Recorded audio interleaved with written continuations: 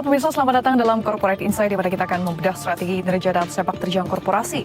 Dalam navigasi tantangan usaha, bersama saya Vinilia Huanggrio, inilah Corporate Insight selengkapnya. Investor Daily, inspirasi investasi, bersatu inspirasi.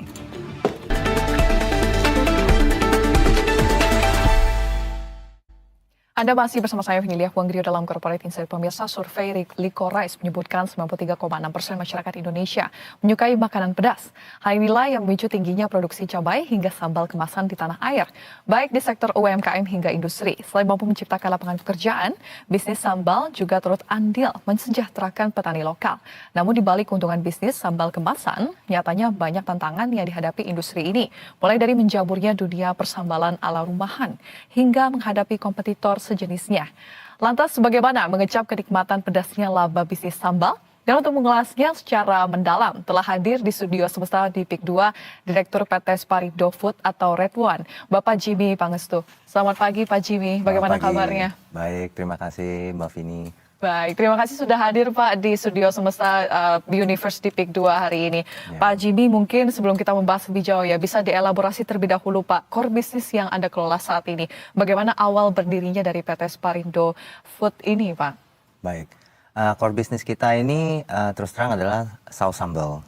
Jadi di tahun 2006 kami akuisisi sebuah home industry sambal. Mereknya itu pada saat itu adalah Megasari. Kemudian pada tahun 2008 kami angkat dari skala home industry ke skala industri. Jadi berawal dari mengakuisisi home industry Megasari Howard ya, Pak Jimmy. Bagaimana pencapaian kinerja di tahun 2024 kemarin Pak Jimmy? Cukup menarik di tahun 2024, sejak kami dari akuisisi home industry ke industri skala industri, memang kita peningkatannya cukup tinggi ya. Dari kita ambil contoh produksi dari misalkan per hari dari 800 kg saus sambal, untuk sekarang kita sudah mencapai 80 ton per hari. Oke, ini peningkatannya sangat signifikan ya Pak ya? Iya. Ini berarti peningkatannya sudah berapa kali lipat ini Pak? Iya, ya itu mungkin karena dulunya kan masih home industry, jadi produksinya sangat manual. Sedangkan begitu kita tarik ke dunia industri, proses produksi itu semua sudah serba otomatis. Jadi dari per jamnya saja udah sekitar 4 ton. Dan kita jalan sekitar 7 hari dan 24 jam non-stop, kecuali per 2 minggu kita harus stop untuk melakukan maintenance dan juga cleaning in process. Setelah itu kita harus run lagi. Oke, dan untuk pertumbuhan sendiri pada tahun 2024, apakah sesuai dengan ekspektasi Pak Jimmy atau justru melebihi nih? Oke, untuk 2024 boleh dibilang melebihi ekspektasi, tapi tidak terlalu banyak. Karena memang kan kalau kita lihat di tahun 2024 awalnya ekonomi cukup bagus, tapi mendekati akhir-akhir 2024 ada sedikit pelemahan.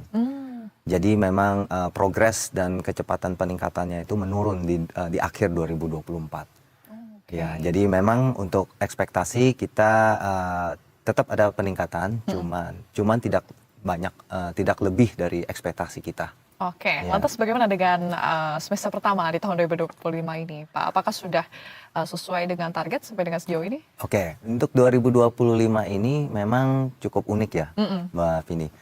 Soalnya dari terus terang pas di awal 2025 pelemahan ini masih tetap terjadi. Mungkin dipicu oleh pelemahan daya beli masyarakat, kemudian juga mungkin pelemahan ekonomi global. Jadi daya beli masyarakat ini boleh dikatakan cukup lemah. Bahkan pada saat masa-masa puasa maupun lebaran, tarikannya itu tuh juga nggak sekenceng misalkan di tahun 2023 atau 2024. Tapi uniknya ini adalah pada saat Presiden Trump mengeluarkan announcement perang tarif. Nah, pada saat itu entah gimana tiba-tiba ada peningkatan luar biasa dari masyarakat. Hal ini mungkin kalau dari kita lihat ini pada saat perang tarif mungkin banyak importir langsung booking orderan dengan harapan bisa tetap menggunakan harga lama. Jadi pada saat booking itu turun, orderan turun, pabrik mulai gerak. Begitu pabrik gerak, otomatis tenaga kerja mulai terserap. Nah, begitu tenaga kerja yang terserap, otomatis daya beli masyarakat meningkat. Ya, jadi Oke. pada saat Trump announce perang tarif di industri kami justru malah ada tarikan. Iya, Oke. Namun kalau untuk Red One sendiri, apakah juga sudah mengekspor ke Amerika Serikat begitu Pak, ke luar negeri? iya. Kami juga pada saat kami akuisisi Hmm. 2006 tersebut, Iya. PT Mega Sari Howard ini sebenarnya main core-nya itu justru ekspor. Oh, Ya, oke oke. ekspor dia ke negara seperti Amerika, Australia, Timur Tengah, Hong Kong, Taiwan, di mana banyak tenaga kerja Indonesia ataupun pelajar. Mhm mhm. Nah, pada saat kita akuisisi justru kita melihat sebenarnya pasaran yang bisa makan sambal itu kan orang Indonesia, Iya. ya kan? Jadi kita Heeh. lihat, strateginya kita rubah. Jadi kita lebih fokus ke dalam negeri. Meskipun Mmm. luar negerinya tetap kita pegang, kita tetap pertahankan. Oke. Kalau dari segi komposisi sendiri, untuk ekspor dan untuk diserap di dalam negeri ini berapa persen, Pak? Untuk ekspor kita sangat kecil untuk sekarang ya, Mhm mhm. karena sudah strateginya kita balik untuk fokus di dalam negeri. Mhm mhm. Jadi kalau kita bicara komposisi luar negeri, ekspor dan penjualan dalam negeri itu mungkin sekitar 3% berbanding 97%.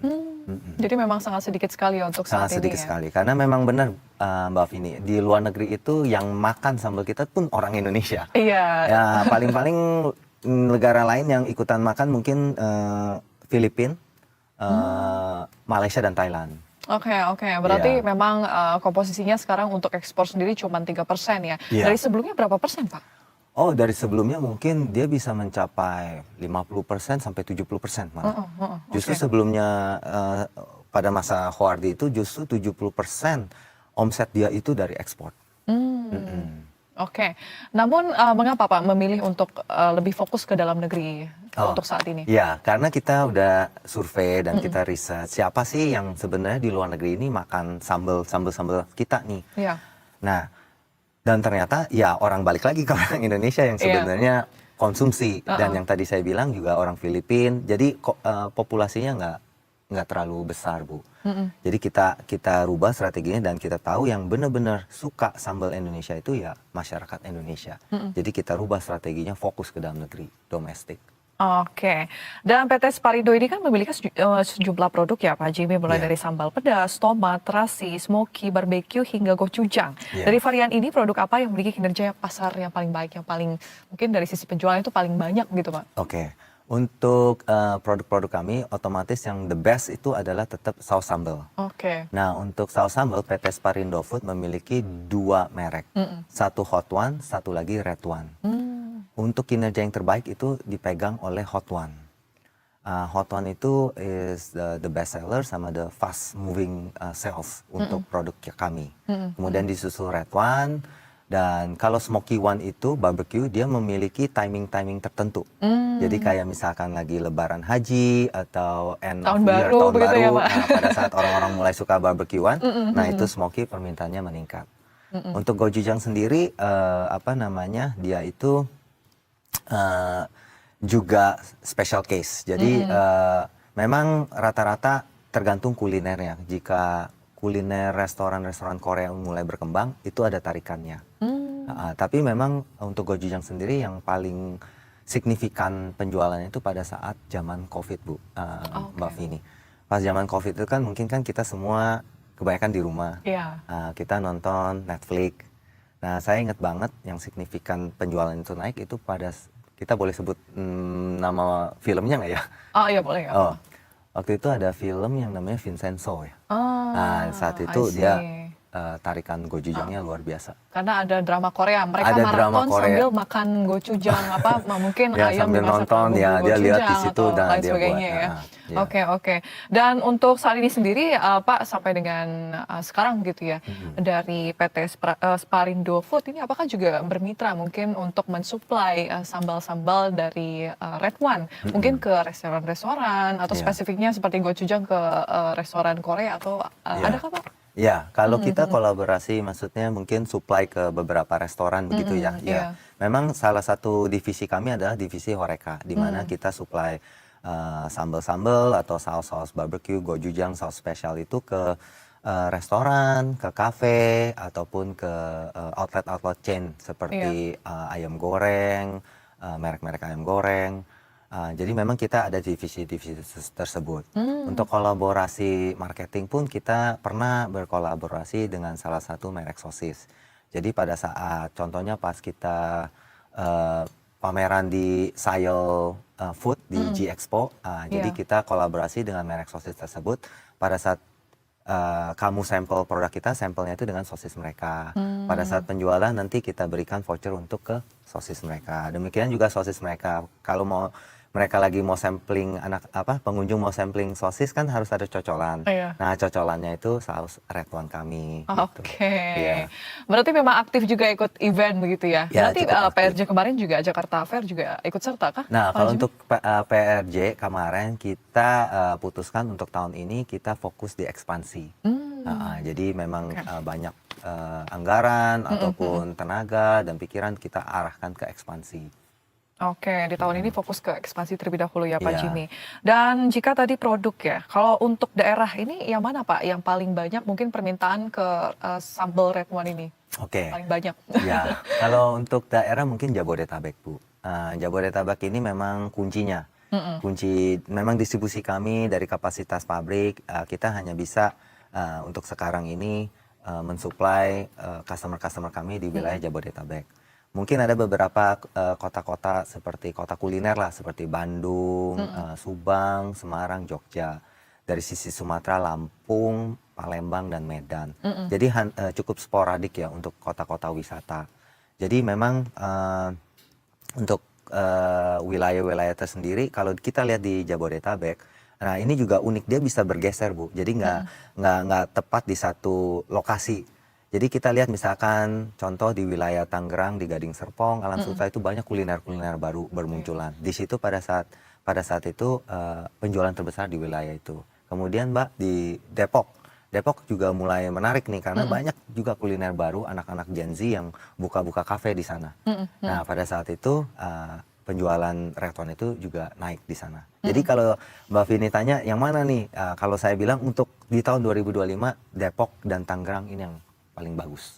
Oke, Depok dan Tangerang ya, yang paling bagus untuk kinerjanya, yang paling banyak menyumbang kontribusi di tahun 2025 ini. Tapi kalau misalnya kita balik lagi Pak, sebetulnya inspirasi yang paling utama dari Pak Jimmy untuk berbisnis sambal pedas ini seperti apa sih? Oh oke. Mungkin kan awal mulanya itu kan kita akuisisi. Pada saat itu memang saya kuliah di luar negeri ya.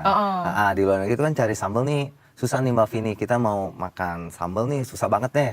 Kalau kita mau buat sendiri, ini misalnya teman-teman mau buat sendiri, contohnya misalkan sambal terasi kan nanti kita takut nih tetangga-tetangga marah nih baunya kan. Jadi kita sangat susah lah cari. Nah ketemulah nih sambal mereknya Megasari dan udah jadi deh sambal terasinya, sambal baksonya, sambal bajaknya itu udah jadi. Jadi sangat efisien banget, sangat enak gitu, kita pulang tinggal makan gitu.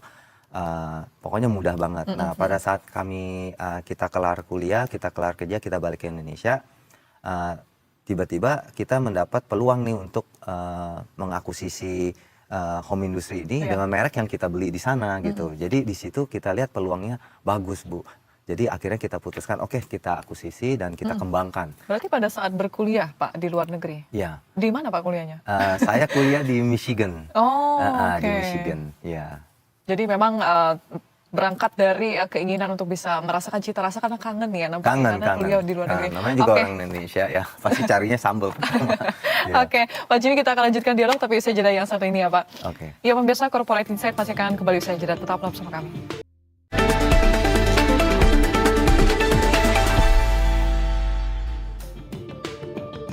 Anda masih bersama kami dalam Corporate Insight dan masih bersama dengan Direktur PT Sparindo Food atau Red One, Bapak Jimmy Pangestu. Pak Jimmy, kita akan beralih dari pembahasan soal kinerja, kita akan beralih mengenai tantangan.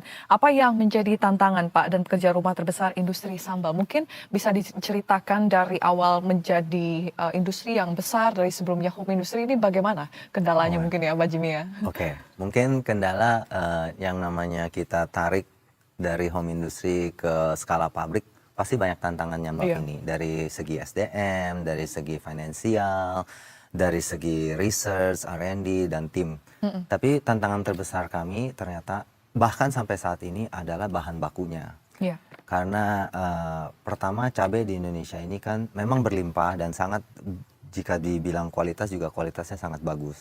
Jadi tidak bisa digantikan dengan misalkan cabai-cabai impor dari negara lain karena rasanya dan aromanya sangat berbeda. Itu memang salah satu nilai yang bagus untuk cabai Indonesia. Tapi pada saat yang sama kadang-kadang kendala terbesar itu adalah gagal panen.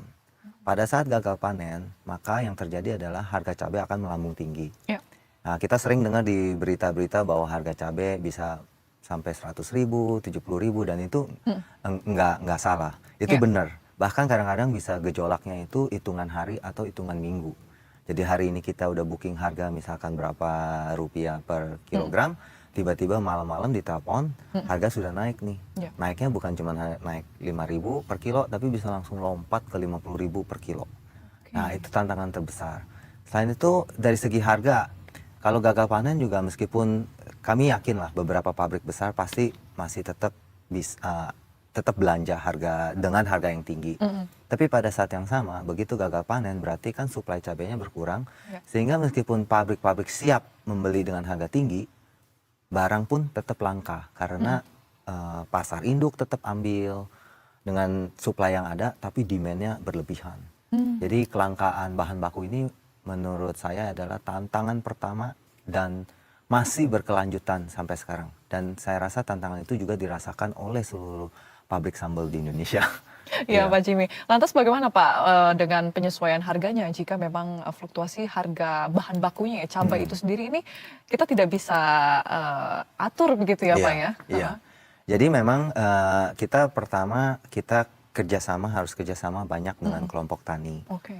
Untuk Sparindo sendiri kita membangun sister company yang khusus memberikan modal kepada para petani, penyuluhan kepada para petani.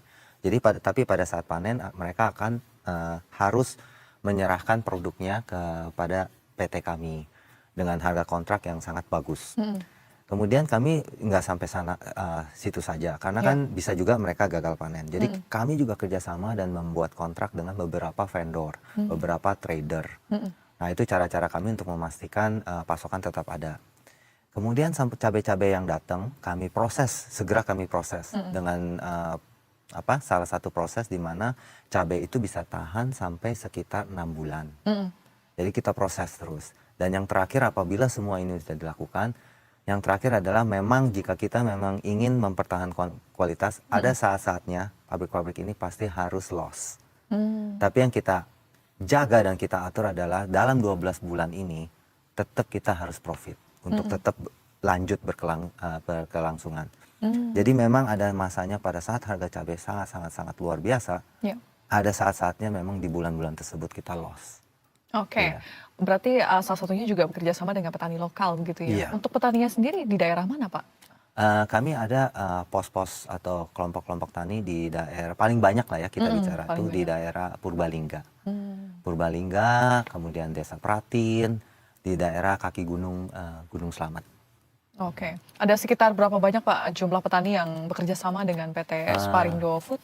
Tepatnya kita nggak ada datanya, tapi kita lebih ke data hektarannya. Jadi kami ada sekitar 173 hektar yang kerjasama dengan para petani. Oke, dan bagaimana bisnis sambal ini menghadapi kompetitor sejenis di bidangnya hingga beradaptasi dengan tren makanan terbaru, Pak? Oke, kompetisi itu pasti selalu ada, Iya. ya Mbak Vini. Setiap hari atau setiap bulan mungkin ada juga sambal-sambal baru yang bermunculan ya, yang jenis kelas home industry. Bahkan di Shopee, Mbak Vini bisa cari nih sambal-sambal yang nama-namanya unik, nama-namanya lucu gitu. Nah, kita berkompetisi pasti dengan kualitas. Kita pastikan pertama kualitas kita tuh benar-benar menggunakan cabai asli. Itu yang kita pegang. Kemudian memang sambal ini cukup unik, cukup susah untuk ganti seseorang punya taste ke merek baru. Tapi kalau mereka udah suka dengan taste ini, maka mereka akan stay. Iya. Jadi susah masuk, tapi juga susah keluar. Nah, keuntungannya lah, itu plus minusnya. Dan untuk tren masyarakat ya pasti kita perhatikan. Jadi dan misalkan kita bicara saus sambal. Saus sambal banyak nih merek-merek lain atau selalu bermunculan dengan saus sambal. Contohnya ada satu merek besar mengeluarkan saus sambal ayam goreng atau sambal Bangkok. Tapi mungkin ada masa-masanya tuh Mbak Vini. Oke. Dia mungkin lagi booming, tapi nanti dia balik lagi rendah. Jadi kalau kita lihat untuk saus sambal sendiri pasti yang standarnya selalu, kalau untuk orang Indonesia balik lagi ke yang standar, Iya. extra hot. Itu selalu dia baliknya ke situ, extra hot. Nah, tapi memang juga kita lihat nih kondisi. Contohnya misalkan sambal mata. Dulu kan heboh ya, Iya. Mbak Vini heboh sambal mata. Pada saat sambal mata heboh, sebenarnya ada juga nih ikutan heboh. Itu sambal geprek. Sambal geprek juga heboh, tapi kehebohannya sambal geprek itu tertutup oleh sambal mata. Nah, tim marketing biasa atau tim sales biasa yang garda utama di lapangan, dia yang dia yang berinteraksi dengan konsumen akan minta, Bapak ada nggak nih sambal-sambal begini katanya. Nah, di tim kita ini yang tanggung jawab nih memastikan apakah sambal mata ini bisa berlangsung berapa lama nih. Iya. Jadi akhirnya untuk saat itu Red One memutuskan nggak masuk ke sambal mata, tapi kita masuk ke sambal geprek. Nah, untungnya adalah sambal mata akhirnya momentumnya agak turun gitu. Sedangkan nggak sambal geprek momentumnya naik gitu. Karena kita lihat penggunaannya sambal geprek itu bagaimana. Penggunaannya sambal mata gimana. Jadi itulah yang menjadi basis kita untuk menentukan bagaimana preference customer atau menemukan produk baru selanjutnya. Oke, sampai bisa mengeluarkan produk baru, cita rasa baru dari sambal, seperti salah satunya gochujang itu, Ya. berarti memang syaratnya itu adalah harus lihat dulu seberapa sustain begitu ya sambal Iya, ini iya. akan diinginkan terus sama konsumen gitu ya Pak Jimmy. Iya. Karena kita nggak bisa mengikuti tren. Benar tren harus ada. Iya. Tren harus ada, tapi kita juga lihat karena kan kita pabrikan, kita skala pabrik. Jadi kita kalau sekali produksi aja harus berapa ton untuk bisa mengcover profit margin yang kita siapkan gitu. Iya. Jadi kita nggak bisa semata-mata keluarkan dan juga prosesnya kan panjang ya Mbak Vini. Kita dari BPOM, kita harus pastikan ada izin BPOM, kemudian harus ada izin halal. Tapi begitu semua izin keluar, tiba-tiba trennya selesai nih. Berarti kan percuma kita buang-buang waktu 6 Iya. bulan, tiba-tiba trennya udah selesai. Jadi kita pastikan dulu nih trennya akan berlangsung berapa lama. Oke, berapa lama Pak kira-kira membutuhkan waktu untuk melihat bahwa saus atau sambal ini tuh bakal lumayan akan terus diinginkan gitu atau diminta di pasar? Biasa research kita itu bisa sekitar 1 bulan sampai 2 bulan. Tapi saya mau kasih tahu, mau klaim dulu nih, kita punya decision nggak selalu 100% akurat lah. Misalkan kayak contohnya yang tadi saya bilang sambal mata ya kebetulan memang benar. Tapi juga ada hal-hal lain kayak mayones nih kita miss nih, karena mayones ternyata cukup bagus penjualannya. Sampai sekarang pun peminatnya tinggi. Nah itu kita miss. Tapi kita akan berusaha untuk masuk ke market Oke. itu lagi gitu. Oke, kembali lagi dari home industry menjadi industri dengan skala yang lebih besar Pak. Untuk pabrik itu sudah ada berapa banyak Pak yang memproduksi untuk Red One ini? Untuk dari home industry ke Red One. Iya, sekarang sudah ada berapa banyak Pak? Oh, maksudnya maklonnya ya, Mbak Vini ya. Iya. Maklonnya itu mungkin sekarang kita ada sekitar 5 sampai 7 maklon. Dan memang kita batasi juga karena kan kita ini menyangkut kapasitas produksi kami. Otomatis kan yang pertama kita harus memastikan konsumen Red One ini barangnya tersedia terus. Nah, jika ada sisa kapasitas untuk mesin produksi, baru kita buka nih peluangnya ke market-market seperti outlet-outlet yang atau franchise yang menginginkan saus sambal kita, tapi kemasannya itu franchise mereka, kemasannya merek mereka. Baru kita buka pintu itu. Tapi kalau kapasitas sudah tinggi, kita harus jaga. Karena kita juga komitmen Mbak Vini ke mereka kan. Kalau tiba-tiba kita nggak bisa mencukupi permintaan mereka kan, mereka jualannya bagaimana gitu. Iya. Ya, jadi kita memang agak susah pada saat itu. Oke. Baik, Pak, di tahun 2020 kan seluruh industri Indonesia mendapatkan pukulan berat ya karena pandemi COVID-19. Ini bagaimana perusahaan menghadapi badai itu sehingga bisa bertahan sampai sekarang? Tapi jawabannya ditahan dulu, Pak, karena Oke. kita akan jeda terlebih dahulu. Ya, pemirsa, Korporasi masih akan kembali usai jeda, tetap bersama kami.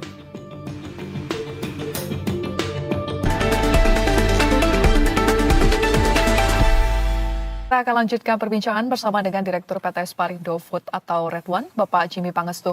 Ya Pak Jimmy, membahas soal pandemi COVID-19 ini kan juga memukul segala sektor bisnis begitu ya. Bagaimana perusahaan ini bisa bangkit dari pukulan tersebut Pak? Oke. 2020 awal COVID itu kita kan lockdown. Nah, itu terus terang sangat-sangat penjualan itu sangat turun. Karena penjualan Red One sendiri dan Hot One dan Red One itu terbesarnya itu adalah di pasar retail GT, pasar tradisional. Iya. Jadi pada saat pasar ditutup semua penjualan turun. Jadi pada saat itu kami memutuskan bagaimana ya tetap untuk cara jualannya. Iya. Nah, disitulah kami memulai segmen online. Jadi kita bangun tim, khusus tim, dan saya rasa kami adalah Sparindo Food ini mungkin salah satu manufacturing yang benar-benar build from the ground up digital timnya sama digital market penjualan online-nya. Jadi kita mulai masuk di Tokped, kita masuk di Shopee, dan kita benar-benar bikin official store. Nah, di situ penjualan mulai meningkat, dan kami lihat juga kami lihat hal ini sangat unik karena tiba-tiba tarikannya cukup melonjak gitu. Iya. Nah, kemudian hal yang satu lagi yang agak unik adalah pada saat pemerintah mulai SLBB ya. Nah, aturannya mulai dilonggarkan dan take away itu boleh berjalan. Iya. Nah, pada saat itu juga penjualan sambal sangat meningkat. Karena kayaknya tuh, dan yang kita alami adalah banyak nih orang-orang yang nggak bisa pergi ke kantor atau dia WFH atau bahkan dia nggak kerja itu mereka mulai buat makanan nih. Jadi pada saat itu kalau Mbak Vini ingat, mungkin di WA Group ini banyak nih open PO makanan sosis apa gitu di pada saat pandemik. Nah, mereka itu kan perlu saus sambal juga. Jadi banyak tuh tiba-tiba penjualannya meningkat di akhir-akhir 2020. Mungkin tantangan terbesar pada saat itu adalah prosesnya, karena terutama Pemda lah ya, Pemda Tangerang, karena kita berdomisili pabrik kita di Tangerang. Jadi Pemda Tangerang ini mengeluarkan aturan-aturan khusus, kayak misalkan setiap masuk lokasi pabrik harus ada kayak apa itu, yang kamu disemprot alkohol, terus harus pakai masker. Nah, setiap minggu tim kami harus melakukan foto, isi formulir, dan submit ke Pemda bahwa kami telah melakukan semua ini. Terus kemudian kalau nggak salah kita juga harus melakukan waktu itu tes ya antigen kalau nggak salah setiap 2 minggu. Jadi hal-hal itu yang sebenarnya menjadi tantangan karena pada saat itu nggak semua karyawan itu melihat tes antigen ini sesuatu yang halal. Jadi ada yang kontra, ada yang menahan diri, dan itu yang agak susah karena ini antara aturan dan preference. Berarti memang lebih ketat lagi ya untuk dari sisi kebersihan dan juga memang kebutuhan untuk menjaga kesehatan juga pada saat itu ya, karena lebih diperketat lagi dari regulasi pemerintahnya. Dan kita akan beralih membahas rencana ekspansi dan juga strategi, Pak Jimmy. Apakah PT Sparindo Food ini berencana akan melakukan ekspansi, Pak Jimmy? Ya, setelah sekian lama akhirnya kita melihat ini udah waktunya untuk kita merambah ke penjualan nasional. Selama ini PT Sparindo Food kan memang hanya konsentrasi di Jabodetabek. Nah, melihat permintaan customer dari luar pulau, dari luar daerah, jadi secara direksi kami memutuskan bahwa this is the time, dan kita sudah mulai konstruksi new factory yang harusnya akhir tahun ini selesai, tapi dengan mesin dan commissioning segala macam harusnya mulai beroperasi apabila sesuai target itu awal tahun depan. Oke, awal tahun depan sudah bisa didistribusikan secara nasional gitu, Pak Jimmy? Iya, semoga. Iya, mudah-mudahan lancar ya, Pak Jimmy ya. Amin. Dan juga bagaimana strategi perusahaan dalam mendukung bisnis yang berkelanjutan, Pak Jimmy? Oke, untuk sustainability kami itu boleh dibilang salah satu perusahaan yang sangat mengusung tinggi teknologi, percaya dengan teknologi. Jadi kami udah mengurangi banyak penggunaan kertas, Mbak Vini. Jadi dari dari awal orderan itu kami udah menggunakan mobile app. Jadi tim sales kami semua menggunakan mobile app. Kemudian dari sistem driver untuk melakukan pengiriman juga udah melalui sistem app, mobile app. Kemudian kolektor kami juga udah melakukan melalui sistem mobile app. Untuk di dalam pabrik manufacturing sendiri, pengajuan-pengajuan spare part, pengajuan-pengajuan purchase order, semua approval itu by system, by teknologi. Jadi Iya. udah nggak menggunakan kertas tanda tangan, tapi lebih ke kamu harus login dengan user ID, dengan fingerprint, terus kamu klik approve. Jadi begitu kamu klik approve itu anggapannya adalah biometric, kamu punya signature gitu. Jadi kita udah berusaha meninggalkan kertas sebanyak mungkin. Oh, paperless ya Pak, Paperless, untuk ya. operasionalnya dari PT Operasionalnya. Sparindo Food ini. Iya. Oke Pak Jimmy, kita akan lanjutkan dialog, tapi kita harus jeda lagi Pak. Oke. Ya pemirsa, Corporate Insight masih akan kembali usai jeda. Tetaplah bersama kami.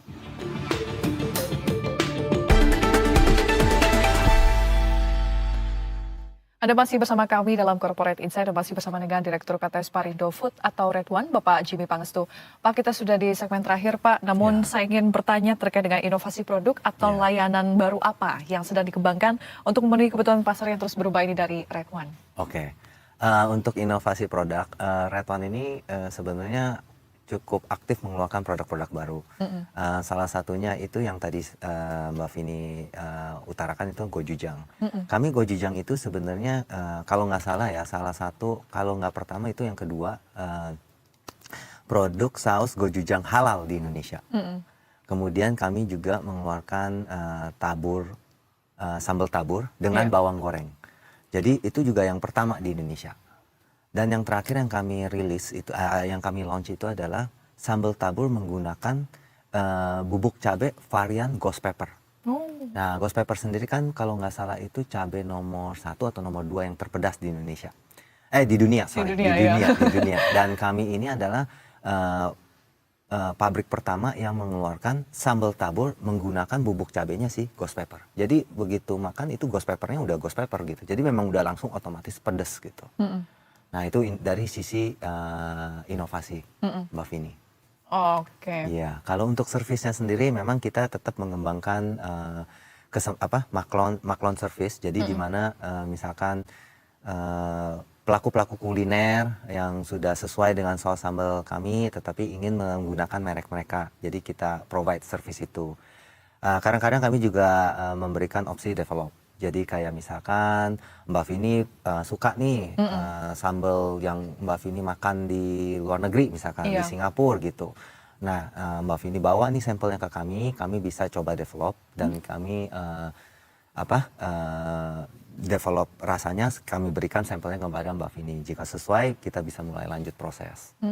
Ya itu service dari kami. Itu untuk produksi yang lebih banyak lagi Pak untuk dijual atau hanya untuk produk yang lebih sedikit gitu? Kalau misalkan yang produk-produk development begini, kayak misalkan yang tadi saya bilang, misalkan Mbak Vini nih, contohnya ya, misalkan Mbak Vini lagi di Singapura, terus Mbak Vini makan nih, misalkan nasi Hainam, terus suka nih saus sambal nasi Hainam. Nah biasanya itu Mbak Vini bawa nih ke kami, bilang, Pak Jimmy saya mau dong sambal ini gitu, bisa coba nggak dibuat. Nah nanti begitu pertama kita buatkan sampelnya. Apabila udah bisa, sampelnya udah klop, maka nextnya adalah minimum quantity. Jadi memang kalau kita kan pabrik, jadi tonasenya itu diolahnya itu kan di dalam tangki yang besar.